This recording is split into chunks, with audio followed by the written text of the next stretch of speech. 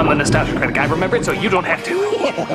Right now, I'm in the laboratory of Dr. Hack, the master of formulas. Not scientific formulas, not mathematical formulas, but television formulas. Any TV show that has a formula that's been repeated over and over and over, he's the guy that came up with it. Watch this. Mighty Morphin Power Rangers! Land Teens fight Petty Patrol, then Monster, then Giant Monster, and Giant Robot. Home Improvement! Toolman screws up, neighbor gives advice, Toolman gets advice wrong, but Toolman's forgiven anyway. Scooby-Doo! It's always the person in the opening you forgot about. Inspector Gadget, Captain Planet, everybody loves Raymond. Everybody actually hates Raymond. He should have divorced that bitch and her family long ago. If it's a formula that's gotten more and more popular through its repetition, he's the guy that thought of it. And right now, I've hired him to think up an idea so that I can lazily repeat it over and over and over and make money beyond my wildest dreams. Eureka! Eureka! What? Oh, there you are, Eureka. Get ready to jot down my latest formula. You got it? Yes, and it's going to make us millions. Well, that's wonderful. Let's hear it. 14-year-old girl acts stupid, uses magical powers to look slutty and stupid, talking cat tells her how to fight crime because she's so stupid, surrounds herself with smarter girls that make her look even more stupid. That's Sailor Moon. What? The formula you're describing is Sailor Moon. Do they have a villain that keeps attacking the same town? Yes. Do they have a tedious romance with a magic boyfriend? Yes. Do they repeat the same animation? Worse than Hanna-Barbera. And it was successful? It's one of the most popular animes of all time! Eureka? Oh dear, well this is embarrassing. Well, how about this one? 3 obnoxiously perfect girls are raised by 3 obnoxiously perfect men in a house in San Francisco, and not one of them is gay. Well, while we're on the subject, why was something as repetitive as Sailor Moon so successful? Fighting evil by moonlight, winning love by daylight. I remember when it first aired in America. It was an export from Japan, which I think was originally called Magical Girl Squad Robo Dance Yes. Not quite as familiar with anime as Americans are today, a lot of people just saw it as Speed Racer with tits. But we didn't understand that the audience for this was growing more and more rapid. And whether for its campiness or actual enjoyment of the story, it was becoming an underground hit for kids, teens, and that creepy guy who fixes your computer. So, what is the secret formula and why did it catch on with so many? Well, let's start at the very beginning. You'll quickly notice that, like many animes, the best parts of the show aren't in the action, the character, the story, or the writing. It's in the goddamn opening theme song. She will never turn her back on her friend. She is always there to defend. Not only is the beat catchy as hell, but look at this animation. Look at the visuals. It's like a Van Gogh of anime kid openings. In fact, there's even a Van Gogh in it. Don't ask why. I don't care. It looks friggin' awesome. I'll allow it. Venus, Sailor Mercury, Sailor Mars, Sailor Jupiter. I guess the only downside is the obvious American additions, like this pointless Star Wars style scroll. Yeah, because that's what girls watching this show are really into. Star Wars. They go so hand in hand, I'm surprised Lucas didn't release a more feminine version with Serena doing Darth Vader. Did you hear there's a new Sailor V video game out? I saw it on TV. Lord Vader, the battle station plans are not aboard this ship. Oh, yeah. And no transmissions were made. How can that be? My mom finds out, she'll ground me and cut my allowance. An escape pod was jettisoned during the fight, but no life forms were aboard. I can't believe this. Oh, what am I going to do? We can get ice cream. Yes, sir. See if you can spot where else the Americans made some changes. They're so subtle, I doubt you'll ever notice where they geniusly slipped them in. She is the one named Sailor Moon. She will never turn her back on her friend. She is always there. Yeah, unbelievably natural. If you were going less for action-packed adventure and more for Saved by the Bell credits. When I wake up in the morning and the alarm gets out of warning, I don't think I'll ever make it on time. But you quickly discover in many respects, that is what the show is going for. At first it seems like it's going to be a big, albeit audience-insultingly rushed, space battle between cosmic planet folk. 1,000 years ago, our moon was home to a great civilization ruled by Queen Serenity. Then everything changed when the Fire Nation attacked. until the arrival of the evil Queen Beryl. Although her world was destroyed, Queen Serenity's last hope was the power of the Empyrean Silver Crystal and the Crescent Moon Wand. Only this crystalline wand can combat the power of the Negaforce. Yeah, look, Show, even if you pretend you have a story that matters beyond people who see a high-class meal as a flamin' Hot Pocket, you still had to follow up all that supposed epicness with this. Ah! Oh no, I'm late for school again. Yeah, I bet you thought this was going to be a big space opera with action, drama, and exotic locations. But nope, it's just your common English-speaking town that has everything in Japanese for some reason. Serena! I gotta go! Aren't you forgetting something, dear? Oh yeah, your nose. Everyone's forgetting those around here. This is Serena, a ditzy clod who has no idea that she is one of the reincarnations of the Sailor Scouts. She's just your everyday gigantic-eyed blonde Japanese girl who constantly keeps flunking her exams. Oh, chill out, Serena. It's just one lousy test. It's not like it's the end of the world or something. You don't understand, I'm Japanese! To me, failure is everything! You don't get it, Molly. If my mom finds out I flunked that test, I won't get to play the new Sailor V game. Being pretty as sin and dumb as cheese, she of course is very popular in school, obtaining all sorts of friends. Like an over-the-top accent with a human attached to it. That's weird. Very weird. And the awkward years of Dr. Insano's puberty. You're going shopping? What's more important than your grades? Science, of course! When not hanging out with these frightening adolescent creations, she spends most of her time solving her problems by intelligently ignoring them and finding more ways to spend her mother's money. I heard about your test. Want me to be your tutor? She doesn't need a tutor. She needs a trip to the mall to get her mind off this. I could use some new pink barrettes for my hair. Education just gives you wrinkles. She also seems to get in fights with an attractive boy named Darian. What was that you were saying about someone totally cool? But we can be sure it isn't you. Shouldn't you be going home and doing your homework, meatball head? Hey, that is clearly an insult to meatballs. How's this for inspiration? You're a creep, Darian. You don't know a thing about being cool. Wow, they really seem like polar opposites and hate each other to the core. They hook up? Nah, and how tediously long do they drag that out? Oh Jesus, just mail me the comedic banter to my office shredder!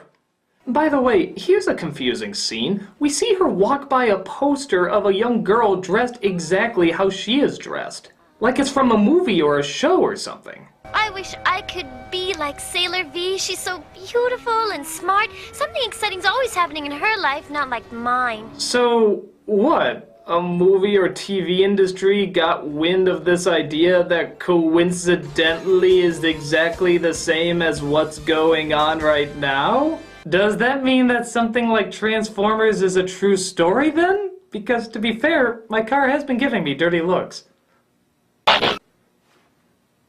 Things seem to change. That is, the formula is set in motion when a magic cat named Luna arrives and tells her that she is the reincarnation of one of the Guardians. You are Sailor Moon and you must fight evil when it confronts you. Just repeat after me.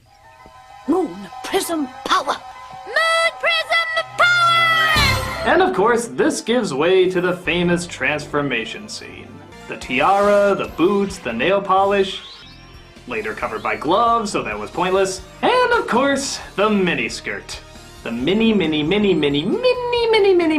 skirt.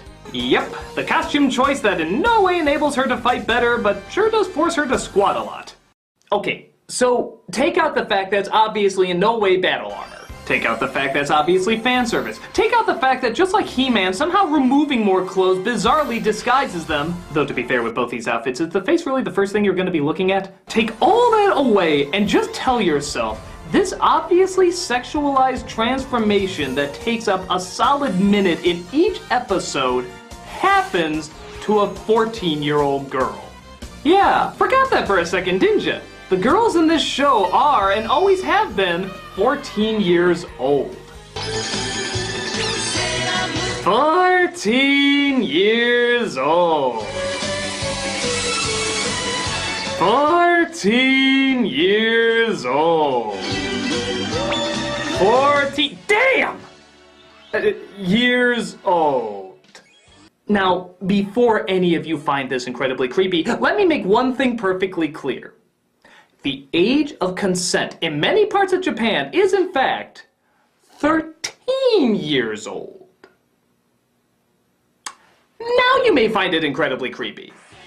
And yes, there's a lot of fine print to that law that evens it out a bit, but there's just as much fine print that evens it back into kinky territory again. For example, sex between 13 to 17-year-olds can only be done with other 13 to 17-year-olds. That's good. However, that's only sex. Groping, handjobs, blowjobs, and whatever else your preferred imagination can come up with is all perfectly legal. That's bad. However, they have cracked down on human trafficking, forced prostitution, and other illegal acts endangering people in that age range. That's good. But that doesn't stop people from creating kinky establishments like the Sexual Harassment Corporation, where you pay to molest girls in school and business sets and is totally 100% legal. Can I go now? So, yeah, I guess when you come down to it, it is just cultural differences. I mean, sexual urges in young people does start well before 18. My personal problem is, like media in most cultures, it doesn't try to help younger people understand sexuality, but rather exploits it. Rather than educate young people about sex, it's honestly just easier if we can make money off of it. But, of course, all this talk about Sailor Moon being a sexy 14-year-old pinup is all building up to one important question. Given this information, why did I still put her in the top 11 hottest anime of women list? I didn't know! I swear I didn't know! I mean, look at the way they're drawn, man! I thought they were college or at the very least late high school. Wouldn't you have made that guess? Come on, look at the way they're showing them off! I swear, audience, I had no idea their real age. I mean, you might be saying to yourself, oh, what, didn't you grow up watching the show? Didn't you pay attention to it at all? No, I didn't! I mean, I watched it, but I didn't really listen to it. I too was 14 at a time, and maybe I viewed it for different reasons. Stupid homework. I am Sailor Moon, champion of justice, and on behalf of the moon, I will punish you. Oh my god, this is awful. Turn that back on. Who said that? I did. Penis? Yeah. You can talk? All penises talk around this age. It's the greatest secret no woman knows about, but wouldn't be the least bit shocked to discover.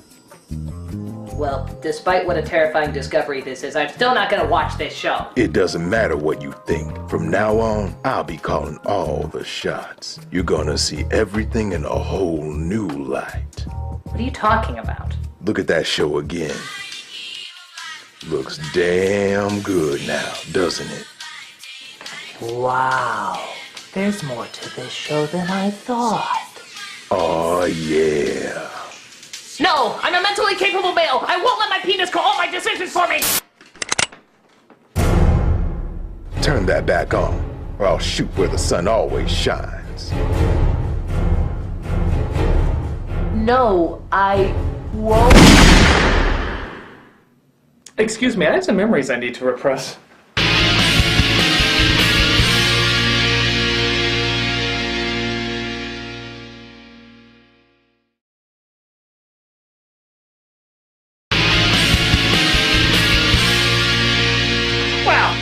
I think I've properly erased those memories.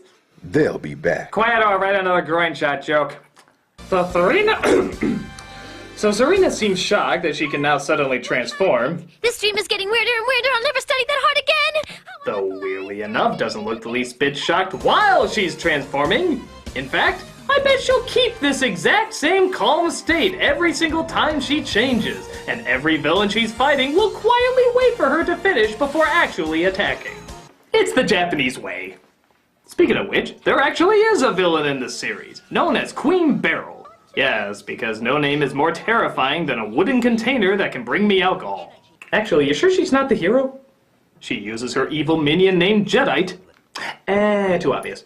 To get energy out of the people of Earth, all to serve the evil realm of the Negaverse. Or as Luna likes to put it, the Negaverse. The Negaverse, the Negaverse, the Negaverse, the Negaverse, the Negaverse. How does Jedi plan to do this? By creating various monsters targeting people's lust for jewelry, pop singers, fitness, and pretty much anything exploiting the empty shallowness of all mankind. So naturally, Serena is never far behind, often falling for the majority of his evil plans. Please get in this evil device, which is in no way an evil device.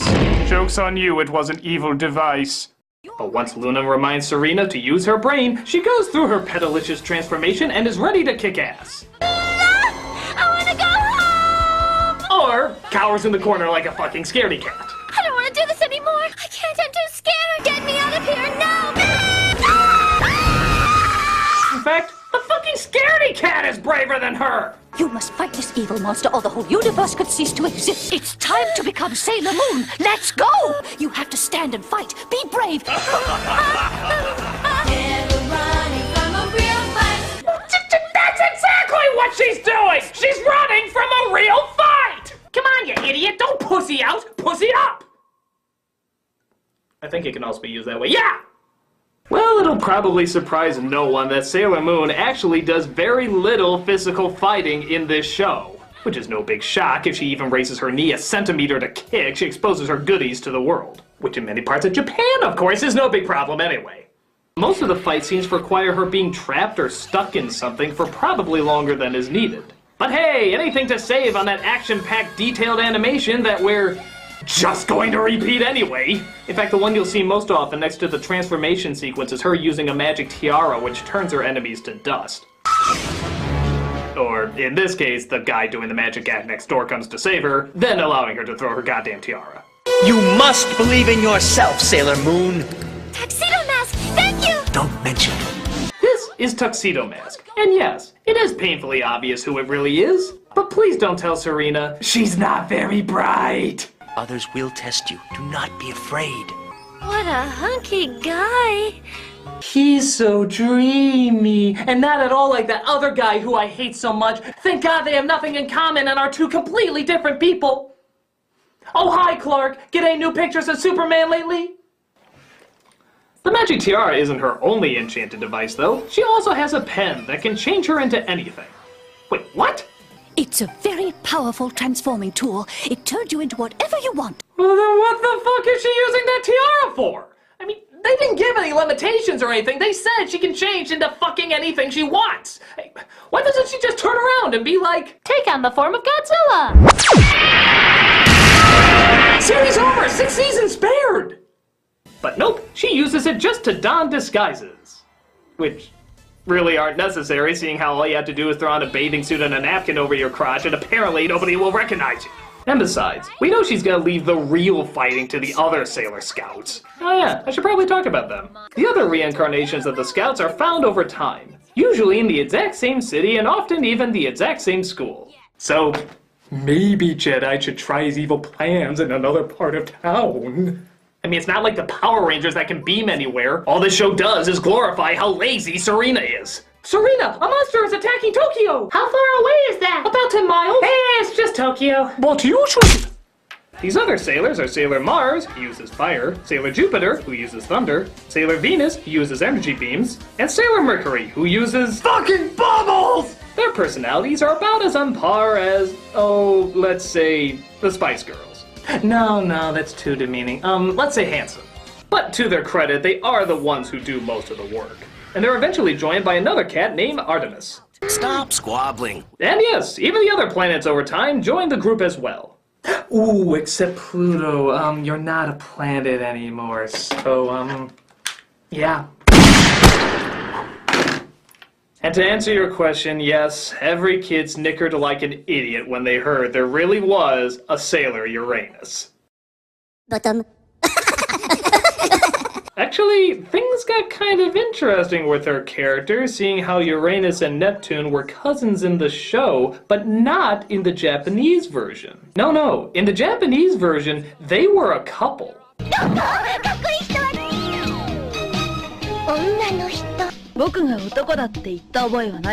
That's right, straight up lesbians. What was that? Nothing, I said nothing! Yeah, kind of funny how we can sex up our 14-year-olds all we want, but the idea of them being attracted to something that don't have a penis apparently was too much for Americans back then. So just to check. Okay, shame. Okay, shame. Come on, guys, maybe you could have worked it into your half-assed PSAs at the end. Oh yeah, I forgot to mention, there's PSAs in this show. Obviously slapped on at the end of each episode using the same animation they used before. Because Lord knows, the show hasn't repeated enough animation already. Starving yourself and exercising till you drop is not a smart way to lose weight. Like a car without gas, our bodies can't run without food. Good nutritional food. To say they're time fillers is an understatement. Half the time, they don't even bother to fill in the dead air they care so little about it. Daydreams are nice, especially the ones about food. Oh, daydreams are cool, all right.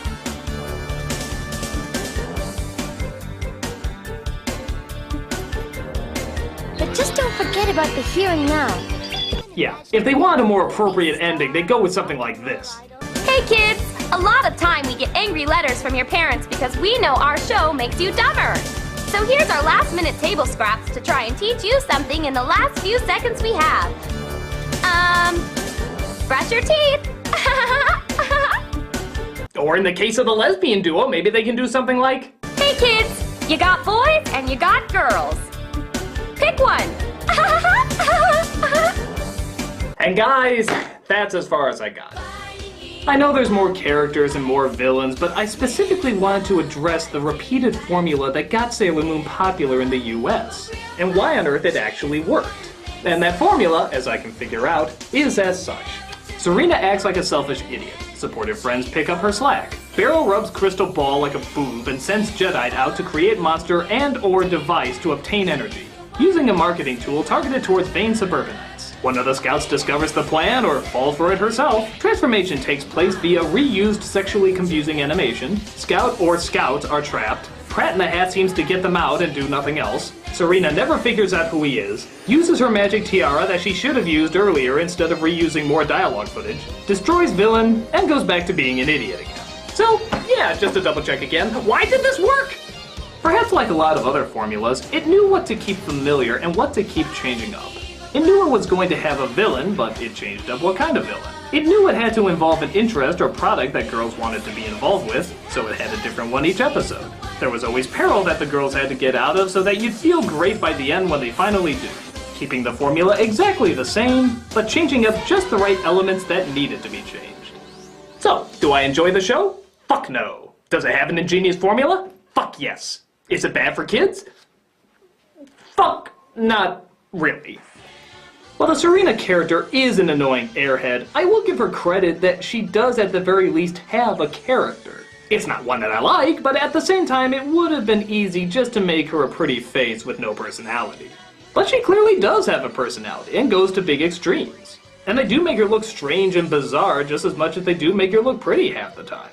And though yeah, she can be self-centered, she's never really mean per se. And I guess from what I understand, the character does get smarter as the series goes on. Or at the very least, braver. As for sexing up a 14-year-old, I think it's weird, but I guess there's always just gonna be cultural differences. And in all honesty, we've let out much worse. Unlike a lot of pop stars and teen magazines where the artificiality is all that's there, this at least allows girls the fantasy of being the hero and actually doing something. Even if it is mixed in with that artificiality as well. But I don't know if Serena's dummy reaction to it all always shows it in such a good light. But the moments where she fights back and saves the day is always shown in a good light. So have fun with your little show, just keep it as far away as you can from me. I'm the Nostalgia Critic, I remember. Hello? Mr. Critic, Dr. Hawk thinks he may have, finished that formula or whatever. Lead on. Alright, Critic, I know I messed up with the Sailor Moon formula, but I've come up with a formula that's even better. Even better? You mean more successful than Sailor Moon? 3 times more successful. Really? Yes, according to my calculations, this should be the most famous, most profitable formula the world has ever known! Good God, Dr. Hack! What is it? What is it? Okay. 3 online performers, 2 male, 1 female, remake movies with the help of a German cameraman and Irish immigrant.